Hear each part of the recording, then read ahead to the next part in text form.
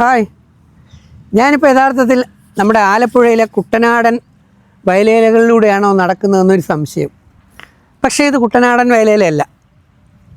അതിനേക്കാൾ മനോഹരമായി കൊണ്ട് ഇന്ന് മലയാളികളെ തീറ്റിപ്പോറ്റുന്ന തമിഴ്നാടൻ സഹോദരങ്ങൾ നട്ടു വളർത്തി അടിപൊളിയായി വളർന്നു ഉയർന്നു വരുന്ന നല്ല വയൽ, അതുപോലെ മട്ട അരിയൊക്കെ ഡെവലപ്പ് ചെയ്യുന്ന നല്ലൊരു നെൽപ്പാടമാണ് നമ്മളീ കണ്ടുകൊണ്ടിരിക്കുന്നത്. എന്ത് മനോഹരമെന്നൊക്കെ എനിക്ക് ചാടാൻ തോന്നും സത്യം പറഞ്ഞു, അല്ലേ? ആ മഞ്ഞ കളറും നെൽക്കതിരുകളും അവിടെ കാണുന്ന പച്ചപ്പും ഇതെല്ലാം കൂടെ നോക്കിക്കഴിഞ്ഞാൽ മുൻകാലങ്ങളിലെ നമ്മുടെ കുട്ടനാടൻ വയലേലകൾ തന്നെയായിരുന്നു. നമുക്കവിടെ ആവശ്യം പോലെ വെള്ളമുണ്ട്. പക്ഷേ ഈ പാവം തമിഴർക്ക് ഇവിടെ വെള്ളമില്ല. അവർ കിട്ടുന്ന വെള്ളം കൃത്യമായി അത് വിനിയോഗിക്കുന്നു എന്നുള്ളതാണ് മറ്റൊരു സത്യം. ഇനി നമ്മൾ ഒന്ന് നോക്കിയാലേ പച്ചയും സ്വർണവുമെല്ലാം ഇങ്ങനെ വാരി വിതറിയിട്ടിരിക്കുന്ന കണക്കാണ്, അല്ലേ? സ്വർണ്ണ മുത്തുകൾ ഇങ്ങനെ വിതറിയ കണക്ക് കാണുമ്പോൾ ഇത് ഞാൻ മാത്രം കണ്ടാൽ പോരാ, എന്നെ ഇഷ്ടപ്പെടുന്ന എൻ്റെ മലയാളി സുഹൃത്തുക്കളും ഈ കണ്ണിന് കുളിർമയേകുന്ന ഈ നല്ല കാഴ്ച കാണണം എന്നെനിക്ക് തോന്നി. ഇട കലർന്ന സ്വർണ്ണ കളറും പച്ചക്കളറും മിക്സ് ചെയ്ത് വരുന്ന ഈ എന്താ പറയുക, രാജപാളയം ഏരിയയിലുള്ള ഒരു വയലേലയിലാണ് നമ്മൾ നിൽക്കുന്നത്. നെൽക്കതിർ അങ്ങനെ മൂത്ത് പാകമായി വരികയാണ്. ഈ കാഴ്ച ഞാൻ മാത്രം കണ്ട് ആസ്വദിച്ചാൽ പോരാ, നിങ്ങൾ ഓരോരുത്തരും കാണണം. എങ്ങനെയുണ്ട്? ഇടയ്ക്കൊക്കെ ഒന്ന് കറങ്ങുക, അല്ലേ? ജീവിതം ആഘോഷിക്കാനുള്ളതാണെന്ന് ഞാൻ പറയത്തില്ല, പക്ഷേ ആസ്വദിക്കാനുള്ളതാണ്. നമ്മുടെ ഇന്ത്യയിൽ തന്നെ, എന്തിനേറെ കേരളത്തിൽ തന്നെ ഒരുപാട് സ്ഥലങ്ങൾ കാണാനായിട്ടുണ്ട്. പ്രകൃതിയെ കാണുക, പ്രകൃതിയെ അറിയുക, പ്രകൃതിയുമായി ലയിച്ച് ചേരുക.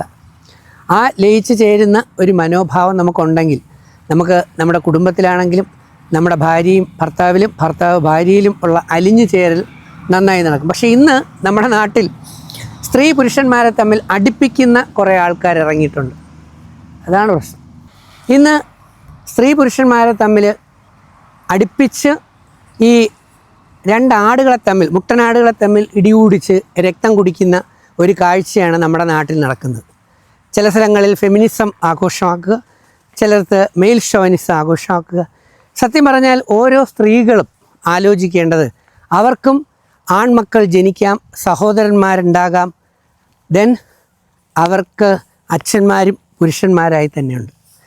പുരുഷന്മാരാലോചിക്കേണ്ടത് അവർക്ക് പെൺമക്കൾ ജനിക്കാം, സഹോദരിമാരുണ്ടാകാം, അവരുടെ അമ്മമാർ. ഇതെല്ലാം മനസ്സിലാക്കേണ്ട ഒരു കാര്യമാണ്. അപ്പോൾ യഥാർത്ഥത്തിൽ സ്ത്രീ പുരുഷന്മാർ തമ്മിൽ അടിക്കുകയാണോ വേണ്ടത്? അവർ പരസ്പരം ആത്മാർത്ഥമായ സ്നേഹത്തിലും സഹകരണത്തിലുമാണോ എത്തേണ്ടത്? പക്ഷെ പലപ്പോഴും നമ്മളൊരു സാഡിസം മെൻറ്റാലിറ്റിയിലോട്ടായി മാറുന്നു. ഇതുപോലെയുള്ള കാഴ്ചകൾ, ഈ നയന മനോഹരമായ കാഴ്ചകൾ കണ്ണിന് മാത്രമല്ല, നമ്മുടെ മനസ്സിനും നമ്മുടെ ആത്മാവിനും ഒരു വലിയ കുളിർമയാണ് നൽകുന്നത്. അപ്പോൾ യഥാർത്ഥത്തിൽ ഒരു പ്രണയം ഈ നെൽക്കതിരിനോട് തോന്നുന്ന മാത്രമല്ല, ഈ പ്രകൃതിയോട് തോന്നുന്ന പോലെ നമുക്ക് നമ്മുടെ സഹോദരങ്ങളോട്, നമ്മുടെ നാടിനോട്, നമ്മുടെ കൂട്ടുകാരോടൊക്കെ ഹൃദയത്തിൽ നിന്നൊരു നൈർമല്യമായ ഒരു പ്രണയം, ഒരു സ്നേഹം ഉണ്ടാവുകയാണെങ്കിലോ. അപ്പോൾ ദയവ് ചെയ്ത് ഇപ്പോൾ കാണുന്ന സോഷ്യൽ മീഡിയയിൽ കാണുന്ന പല പ്രശ്നങ്ങളും തമ്മിലടുപ്പിക്കുന്ന പ്രശ്നമായിട്ടാണ് കാണുന്നത്. ഇത് ഈ ഒരു അവസരത്തിൽ ഞാൻ ചൂണ്ടിക്കാണിച്ചത്, സ്നേഹിക്കാൻ കഴിയുമെങ്കിൽ നമ്മളിപ്പോൾ ഒരു വീഡിയോ ഇട്ടു എന്ന് വെച്ചോളൂ, അല്ലെങ്കിൽ സോഷ്യൽ മീഡിയയിൽ നമ്മൾ എന്തെങ്കിലും ഒരു കണ്ടൻറ്റ് കൊടുത്തു കഴിഞ്ഞാൽ അതിൻ്റെ അടിയിൽ വന്നതിന് ശേഷം എന്താ ചെയ്യുക? വലിച്ചു കീറുക, അനാവശ്യം പറയുക, വൃത്തികേട് പറയുക, മോശപ്പെട്ടത് പറയുക. എന്ത് വൃത്തികേടും ആരെക്കുറിച്ചും പറയുന്നതിന് ഒരു മടിയുമില്ലാതെ കുറേ സുഹൃത്തുക്കൾ ഇറങ്ങിയിട്ടുണ്ട്.